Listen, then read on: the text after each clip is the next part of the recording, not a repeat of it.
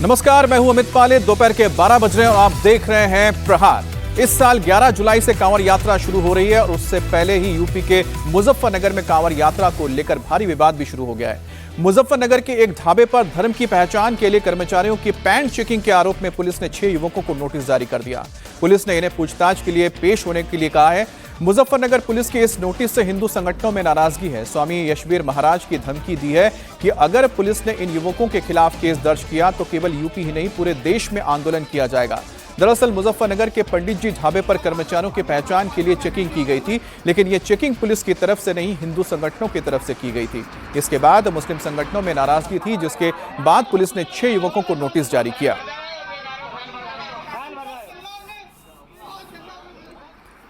स्वामी यशवीर महाराज ढाबे पर पैंट उतारकर चेकिंग किए जाने को गलत बता रहे हैं। उनका कहना है कि इसे मुद्दे को जानबूझकर सांप्रदायिक रंग दिया जा रहा है। तो ढाबों पर चेकिंग चल रही थी, जिस दौरान जो हिंदू संगठन के लोग पहुंचे थे वो QR कोड से चेक कर रहे थे कि आखिरकार इन दुकानों के मालिक कौन हैं, क्योंकि दुकानों के मालिकों के नाम मुसलमानों की तरफ पे आ रहे थे, मुसलमान समुदाय से आ रहे थे, जबकि जो ढाबे के नाम थे वो हिंदू नाम थे, जैसे पंडित जी वैष्णो ढाबा, और जिसकी तस्वीर आप देख रहे हैं, जिसको लेकर इतना बवाल हुआ था। और उसके बाद यहां पर मौजूद कर्मचारियों के साथ उनकी पहचान को लेकर काफी बहस हुई थी और उसी के बाद ही ये विवाद खड़ा हुआ है।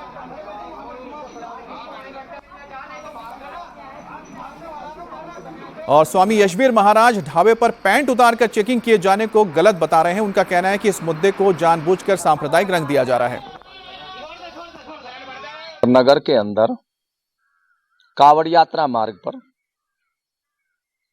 सनातन धर्म के कार्यकर्ताओं के द्वारा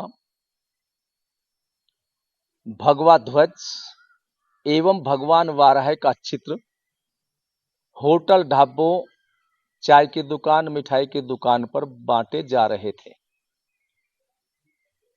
इस उपलक्ष्य में मुजफ्फरनगर पुलिस प्रशासन ने 6 युवाओं के खिलाफ नोटिस दे दिए हैं, लेकिन हम पुलिस प्रशासन को कहते हैं जो उन्होंने नोटिस दिए हैं उसका उत्तर जरूर देंगे, और यदि उन नौजवानों के खिलाफ मुकदमा पंजीकृत किया गया तो फिर पूरे उत्तर प्रदेश में और पूरे भारत में इस थूक मूत्र जिहादी गैंग के खिलाफ भारी आंदोलन होगा।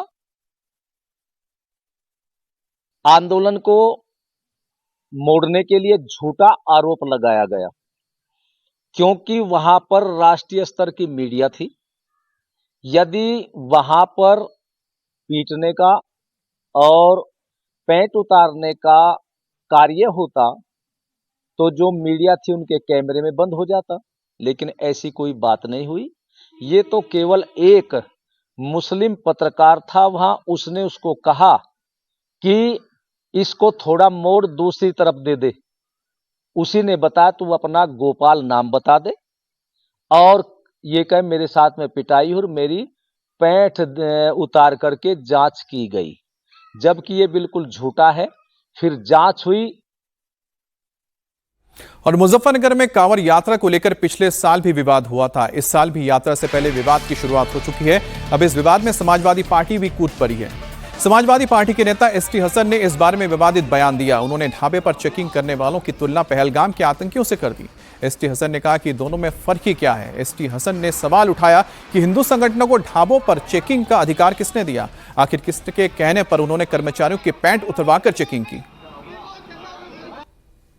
ये देश के दुश्मनों से मिले हुए लोग हैं जो देश के अंदर शांति नहीं चाहते, जो हिंदू मुसलमान करके यहाँ की आबादी को बांटना चाहते हैं और आबादी बढ़ने के बाद देश कमजोर हो। इनका एक एजेंडा है, लोग इस बात को समझ नहीं रहे, लेकिन धर्म की आड़ में धार्मिक ब्लैकमेल करके ये सब हरकतें कर रहे हैं। किसने ये राइट दिया इनको कि ढाबों की चेकिंग करें? ये किसने इनको ये राइट दिया कि लोगों की पैंटें उतरवाएं? क्या इनमें और उन आतंकवादियों में कोई फर्क है जिन्होंने धर्म पूछ के पहलगाम के अंदर गोलियां मारी थी? ये भी एक तरह के आतंकवादी हैं और वो भी आतंकवादी थे। कांवड़ यात्रा हो रही है, वहां पे अगर बंद कर रहे हैं, अब हमें कोई इतराज नहीं है। लेकिन जहां कांवड़ के लोग नहीं जाते, जहां उनका रास्ता नहीं है, वहां पे क्यों बंद की जा रही हैं? होटल क्यों बंद की जा रहे हैं? वहां तो गुजरता ही नहीं कोई, फिर भी बंद। तो इस तरह से, हालांकि ये आदेश कांवड़ यात्रा वालों के लिए है, लेकिन नीचे के लोग इन आदेशों को मिस इंटरप्रेट करके ये फजीयत कराते हैं सरकार की। और ये पूरा विवाद कैसे शुरू हुआ आपको बताते हैं। दरअसल मुजफ्फरनगर में पंडित जी वैष्णो नाम का एक ढाबा है। यहां पर हिंदूवादी संगठन कांवड़ यात्रा से पहले जांच के लिए पहुंचे। बताया जा रहा है कि जब ढाबे के कर्मचारियों ने अपनी पहचान बताने में आनाकानी की तो उन्हें क्यूआर कोड को स्कैन किया। इस पर नाम मुस्लिम निकला और इसके बाद आरोप है कि इन्होंने कर्मचारियों की पैंट उतरवाकर चेकिंग की। लेकिन स्वामी यशवीर महाराज इस आरोप से इनकार कर रहे हैं। और कांवड़ रोड विवाद पर सहारनपुर के कांग्रेस सांसद इमरान मसूद ने कड़ी प्रतिक्रिया दी है। इमरान मसूद ने आरोप लगाया कि कुछ लोग हिंदुस्तान की साझा संस्कृति को नष्ट करने की साजिश कर रहे हैं और इस इलाके में जब कांवड़ यात्रा गुजरती है तो मुस्लिम भी सेवा करते हैं। पिछली बार की तरह इस बार भी ऐसे लोगों की साजिश को नाकाम करेंगे। ये लोग असल में संस्कृति को, साझा संस्कृति को, साझा विरासत को नष्ट करना चाहते हैं। भक्ति में सरोवर जो लोग आते हैं उनकी सेवा के अंदर सब लोग लगे रहते हैं। वो पूरा मुस्लिम बाहुल क्षेत्रों से गुजरते हैं, मुसलमान भी तमाम खड़े होकर के उनकी सेवा करने का काम करते हैं। इनको इससे भी परेशानी होती है।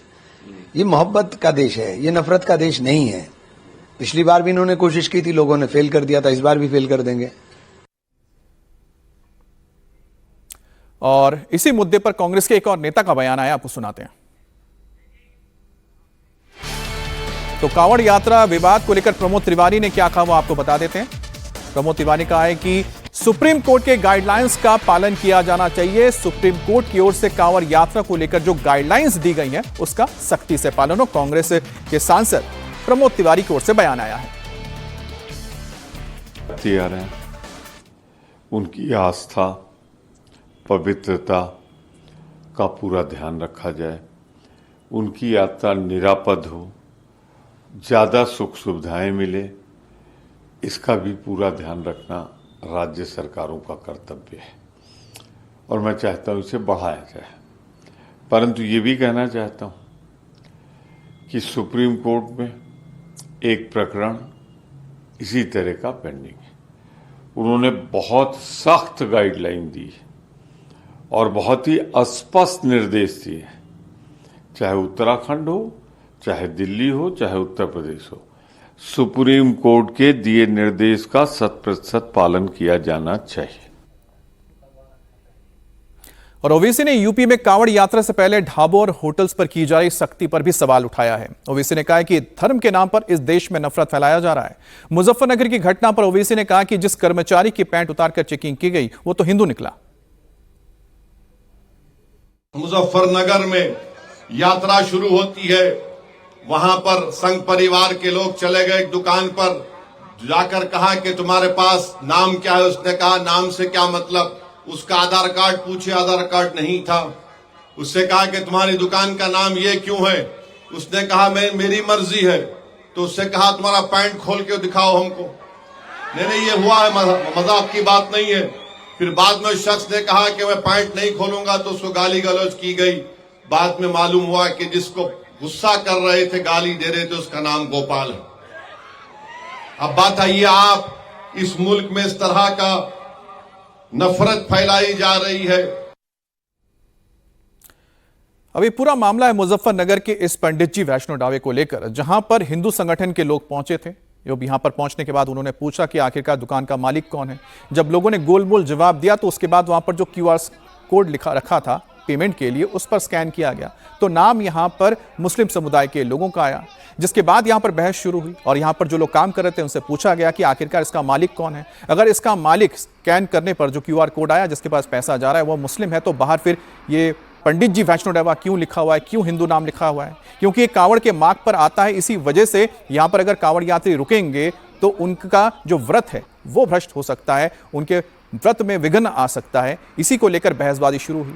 अब यहां पर ही बताया जा रहा है कि कोई कर्मचारी है जिसका नाम गोपाल था और इस कर्मचारी का आरोप है कि उसका पैंट उतरवाया गया, जिसको लेकर जो संगठन के लोग थे और इस संगठन के जो कर्ता धर्ता है उनका कहना है कि ये झूठा आरोप लगाया जा रहा है।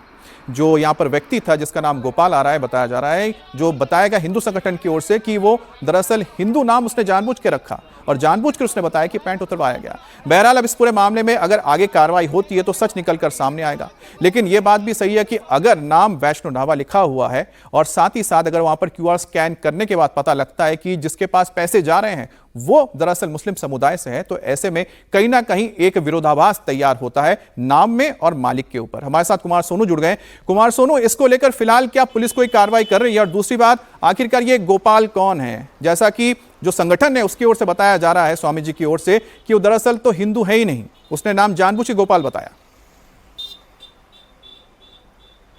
देखिए, दोनों पक्षों के अपने अपने दावे हैं। फिलहाल पूरे मामले की जब शिकायत पुलिस तक पहुंची तो पुलिस ने इस मामले में 6 युवकों को जो है नोटिस जारी किया है, नोटिस जारी करके जांच में शामिल होने के लिए कहा है। वहीं स्वामी यशवीर महाराज की तरफ से ये साफ कर दिया गया है कि अगर इन युवकों के खिलाफ किसी भी तरह का मुकदमा दर्ज किया गया, कोई कार्रवाई की गई, तो जो है आंदोलन होगा, वो इसका पूरा विरोध करेंगे। फिलहाल स्वामी यशवीर महाराज लगातार ये कैंपेन चला रहे हैं कावड़ रूट पर, जो कि 11 तारीख से कावड़ यात्रा शुरू होने वाली है।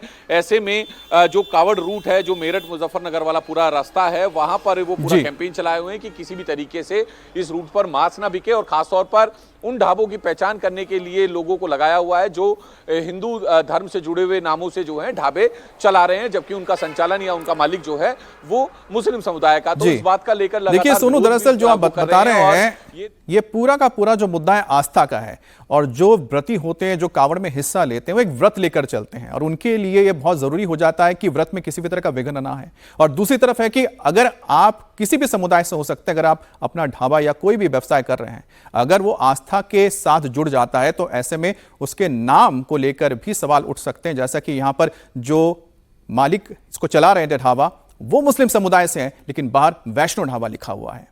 अब बात करते हैं बिहार की, जहां पर सियासी घमासान के चलते बिहार में 4 महीने बाद विधानसभा चुनाव होने वाले हैं। उससे पहले बहुत तेजी से जो घमासान छिड़ा है वार पलटवार का और साथ ही बयानबाजी का।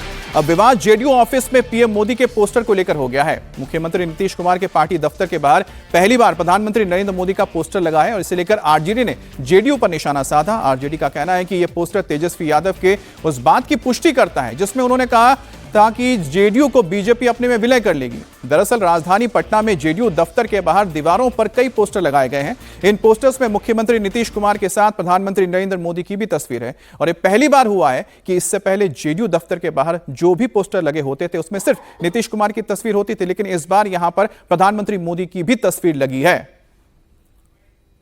पटना में जेडीयू दफ्तर में पहली बार प्रधानमंत्री नरेंद्र मोदी के साथ मुख्यमंत्री नीतीश कुमार की तस्वीर लगाई गई है। ये है जेडीयू दफ्तर और यहाँ पर आप देखिए लगातार कई पोस्टर लगाए गए हैं जिसमें प्रधानमंत्री नरेंद्र मोदी के साथ मुख्यमंत्री नीतीश कुमार को दिखाया गया है। लग रहे उद्योग, मिल रहा रोजगार, फिर से एनडीए सरकार। आम जगहों पर जरूर प्रधानमंत्री और मुख्यमंत्री की तस्वीरें एक साथ रही हैं, लेकिन जेडीयू दफ्तर में ऐसा पहली बार हुआ है और यही कारण है कि ऐसे तमाम पोस्टरों के बाद इस बात की काफ़ी चर्चा हो रही है। विपक्ष कई सवाल खड़े कर रहा है। यहाँ देखिए एक के बाद एक कई पोस्टर और हर मुद्दे पर नौकरी, रोजगार, खुशहाल बिहार, फिर से एनडीए सरकार और हर तस्वीर में प्रधानमंत्री नरेंद्र मोदी और नीतीश कुमार का मुस्कुराता हुआ चेहरा एक साथ नजर आ रहा है। चुनाव करीब है, एनडीए मोदी और नीतीश की इस जोड़ी को अब सामने रखने की कोशिश कर रही है, लेकिन विपक्ष का आरोप ये कि जेडीयू पर बीजेपी ने एक तरह से कब्जा कर लिया है और तेजस्वी यादव लगातार ये कहते भी रहे हैं कि जेडीयू जो है वो पूरी तरह से बीजेपी के नियंत्रण में है। मुख्यमंत्री खुद सरकार नहीं चला रहे हैं, बीजेपी के लोगों से प्रभावित हैं। इस तरह की तमाम बातें तेजस्वी पहले से कहते रहे हैं, लेकिन चुनाव के ठीक पहले इस तरह की तस्वीर के जरिए जेडीयू ने एक संदेश देने की कोशिश की है और वो संदेश है कि बिहार में एनडीए मोदी और नीतीश के चेहरे पर चुनाव मैदान में जाएगी। और बिहार में 4 महीने बाद विधानसभा चुनाव है। ऐसे में जेडीयू दफ्तर के बाहर पीएम मोदी का पोस्टर लगने पर आरजेडी ने जेडीयू और बीजेपी पर निशाना साधा। आरजेडी का कहना है कि जेडीयू का बीजेपी में विलय का यह सबूत है। जेडीयू दफ्तर में पहली बार प्रधानमंत्री नरेंद्र मोदी की तस्वीर लगी है। दूसरी जगहों पे तो लगती रही है, लेकिन जेडीयू दफ्तर में पहली बार लगी। ये तो श्री तेजस्वी यादव जी कई बार आशंका जता चुके हैं, कह चुके हैं कि जेडीयू अब पार्टी बीजेपी में विलय कर जाएगी। जेडीयू को बीजेपी समाप्त करेगी। अब तो वो दृश्य दिख रहा है। आदरणीय प्रधानमंत्री जी के साथ आदरणीय नीतीश कुमार जी की कभी तस्वीर छपी थी अखबारों में तो खाने का पत्तल खींच लिया था, और आज ये स्थिति है कि अब तो जेडीयू के दफ्तर में आदरणीय प्रधानमंत्री मोदी जी की तस्वीर लगी है। कल बीजेपी का झंडा लगेगा, परसों आरएसएस का शाखा लगेगा। अब पार्टी बची कहाँ? एनडीए में दोनों साथ हैं तो फिर तस्वीर लगने में कोई दिक्कत तो है नहीं। दिल्ली से लेकर पटना तक बीजेपी कार्यालय में आदरणीय नीतीश जी का तस्वीर लगाकर दिखा दें जेडीयू वाले। जेडीयू के अंदर जो कुछ लोग हैं आरएसएस बीजेपी, उन्होंने विलय करा दिया बीजेपी में, ये बात स्पष्ट हो गया। और जेडीयू दफ्तर के बाहर पीएम मोदी की तस्वीर को लेकर आरजेडी ने सवाल उठाया तो जेडीयू की ओर से जवाब भी आ गया है। बिहार सरकार के मंत्री और जेडीयू के नेता विजय चौधरी ने पीएम मोदी की तस्वीर को लेकर कहा है कि यह एनडीए की एकता का प्रतीक है। प्रधानमंत्री नरेंद्र मोदी जी और मुख्यमंत्री नीतीश कुमार जी, ये दोनों की तस्वीरें साथ होना, इसमें कुछ भी अस्वाभाविक नहीं है। दोनों साथ हैं और हमारे मुख्यमंत्री नीतीश कुमार जी भी बार बार इस बात को स्पष्ट कर चुके हैं। जो अब हमारा एनडीए गठबंधन, जिसमें भाजपा और जनता दल यू के साथ 3 अन्य दल भी हैं, लोजपा है, हम है और रालोमा है, तो ये सब लोग मजबूती से एक साथ हैं। तो दोनों की साथ तस्वीर लगना ही स्वाभाविक है। और अगर पीछे कोई बात हुई है तो मुख्यमंत्री जी तो बराबर कहते हैं कि भाई जो पिछला बात भूल जाइए, अभी एनडीए पूर्ण रूप से एकजुट है, मजबूत है। यही तो कारण है कि विपक्ष हतोत्साहित है। तो वहीं पर जेडीयू के प्रवक्ता नीरज कुमार ने आरजेडी पर निशाना साधा और कहा कि नीतीश और मोदी की जोड़ी ने विपक्ष की नींद उड़ा दी है। प्रधानमंत्री जी और माननीय मुख्यमंत्री जी की जोड़ी, अरे नीतीश है तो निश्चिंत है, मोदी है तो विश्वास है, ये तो आम लोगों की धारणा है। उस धारणा का अगर प्रकटीकरण हो रहा है तो ये तो एनडीए की मजबूती का संकेत है। अब बात करते हैं बिहार बीजेपी की बैठक की। बिहार की राजधानी पटना में थोड़ी देर में बिहार बीजेपी की बड़ी बैठक शुरू होने जा रही है, जिसमें शामिल होने के लिए रक्षा मंत्री और बीजेपी के सीनियर लीडर राजनाथ सिंह पटना पहुंच चुके हैं। यह बैठक पटना के ज्ञान भवन में आयोजित होने जा रही है, जिसमें बीजेपी के 1200 से ज्यादा नेता और कार्यकर्ता हिस्सा लेंगे।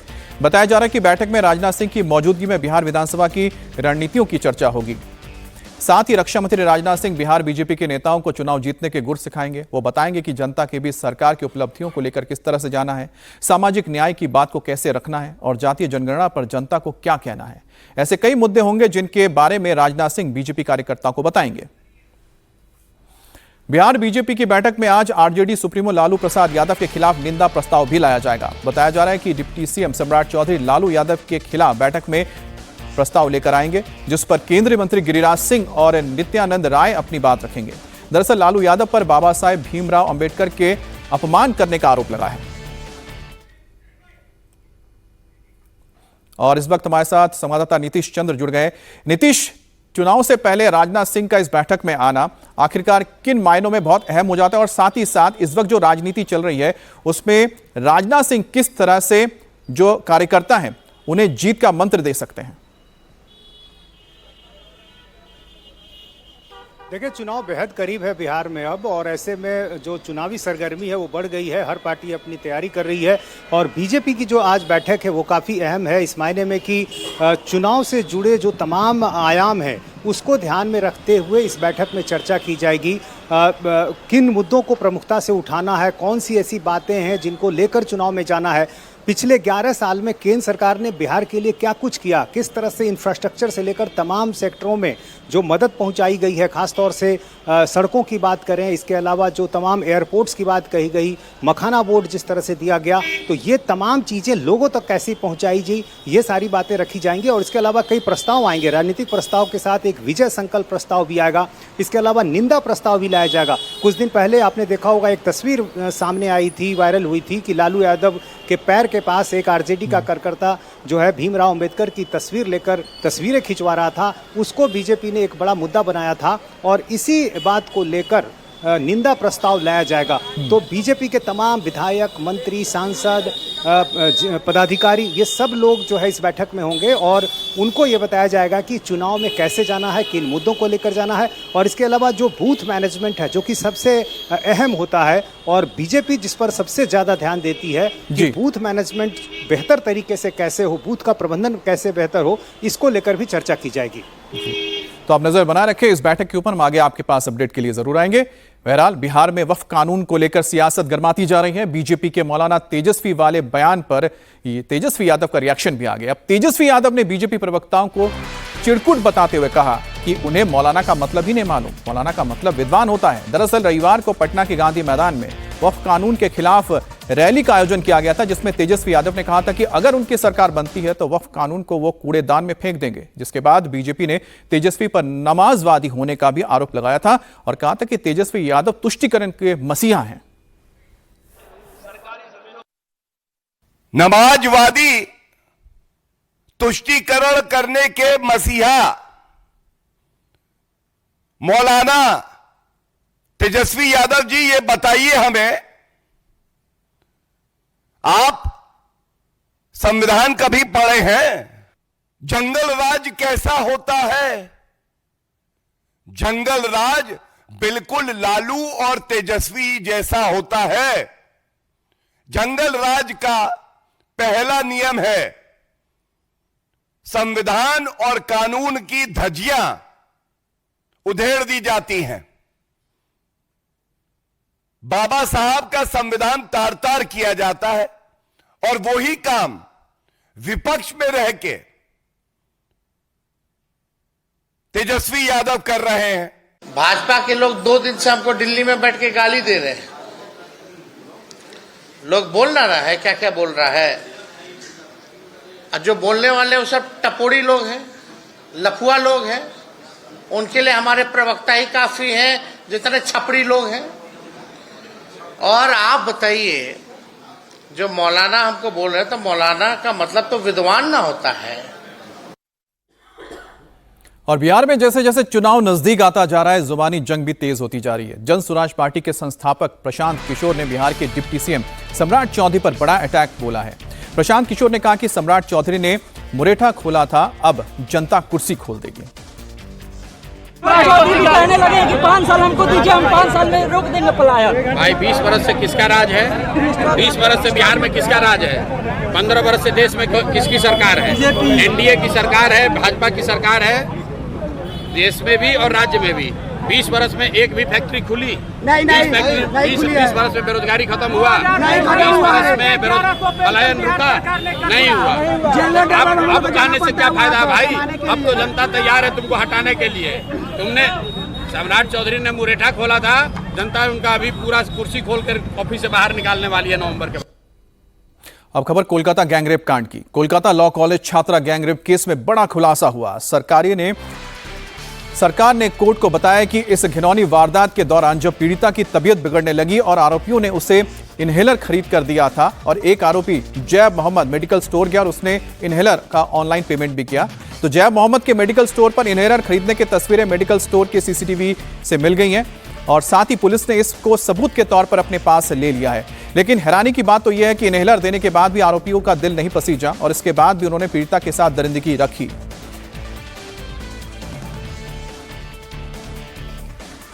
और आपको बता दें, सारी जानकारी सरकारी वकील की ओर से दी गई है और इस नए खुलासे के बीच पुलिस ने इस गैंगरेप केस के 3 आरोपियों को कोर्ट में पेश किया है।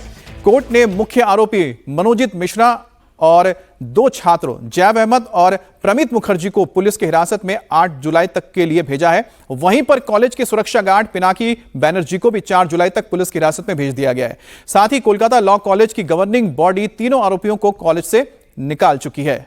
तो यह बड़ा खुलासा हुआ है कि किस तरह से जो गैंगरेप के आरोपी थे उन्होंने इनहरत दिया था इस पीड़िता को, और ये तमाम जो खुलासे हुए हैं वो सरकारी वकील की ओर से हुए हैं। कोलकाता गैंगरेप पीड़िता ने पुलिस को दिए अपने बयान में कहा था कि दरिंदगी के दौरान उसका दम घुट रहा था और उसकी सांसें बंद हो रही थी और उसने आरोपियों से रहम की भीख मांगी थी और उसके बाद आरोपियों ने उसे इनहेलर लाकर दिया था, लेकिन उसके बाद भी दरिंदगी जारी रखी गई थी। अब सरकारी वकील के ओर से जो सबूतों का आधार रखा गया है वो इसी पर है। एक आरोपी जैव अहमद मेडिकल स्टोर से इनहेलर खरीदने गया था। उसके सबूत सीसीटीवी और साथ ही साथ ऑनलाइन पेमेंट के जरिए मिल चुके हैं। अब इसका खुलासा कोर्ट में सुनवाई के दौरान सरकारी वकील ने किया है। इसी के बाद कोर्ट ने आरोपियों की पुलिस रिमांड बढ़ा दी है। इस घटना के बाद बीजेपी नेता अब टीएमसी पर हमलावर हैं। वो अभी भी सामने नहीं आ रहा है, उसको दबाने का प्रयास टीएमसी कर रही है। क्यों? टीएमसी का स्टूडेंट लीडर वो है। जो लोग दोषी हैं 10-10, 11-11 साल से वो लॉ कॉलेज में है, पास आउट होने का बाद भी वहाँ का लीडर है वो, फिर वहाँ का कर्मचारी बन जाते हैं। एक लॉयर कैसे 4th क्लास स्टाफ होकर के यहाँ कॉन्ट्रेक्चुअल के कर्मचारी बन सकता है? जहाँ कोई बंगाल में ट्रेड यूनियन, स्टूडेंट यूनियन नहीं है, स्टूडेंट यूनियन का कॉलेज यूनिवर्सिटी में चुनाव नहीं होता है। ये तो प्लान्ड है, छुट्टी के दिन किसी लड़की को बुलाना, वो भी यूनियन के ही उनके ही है, नेत्री है, और 6-8 घंटा उसको कॉलेज में बंद करके रखना, उसका जबरदस्ती उसके ऊपर करना। अब सांस बंद हो रहा था, उसको इनहेलर देना, बारी बारी में उसको टॉर्चर करना, कितना अमानविक है। फिर भी ममता बनर्जी उनके पार्टी उसको बचाने का प्रयास कर रहे हैं।